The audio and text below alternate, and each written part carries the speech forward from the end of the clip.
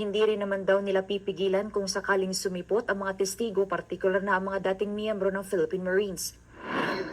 Samantala sa kanyang Facebook Live, inanunsyo ni Senate President Alan Peter Cayetano na tuloy pa rin ang Blue Ribbon Committee hearing June 4 na itinakda ng dating chairman ng komite. Isasagawa ang pagdinig alas 10 ng umaga sa Session Hall. But tomorrow, tuloy ang hearing ng Blue Ribbon Committee.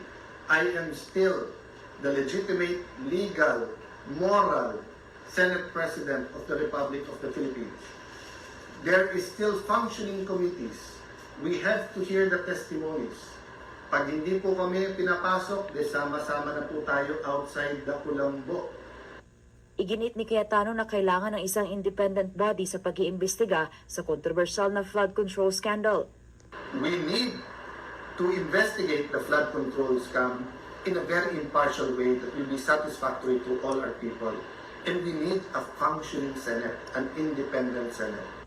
Kung maaalala, ilang beses na ang sinabi ni Senate President Alan Peter Cayetano ang tungkol sa pagbawi ng committee chairmanship ng minority senators na ngayon ay majority dahil nais umanong hadlangan ang gagawing investigasyon ng Blue Ribbon Committee sa flood control. Bagamat sinabi ni Cayetano na tuloy ang hearing, sinabi rin ni Senator Erwin Tulfo na may instructions na siya sa USAA na harangin kung itutuloy nila ito. Pero naglabas ng memorandum si Senate President Cayetano para utusan ang lahat ng opisyal at personnel na panatilihing bukas ang Senado para sa isasagawang investigasyon ng Blue Ribbon Committee sa flood control projects.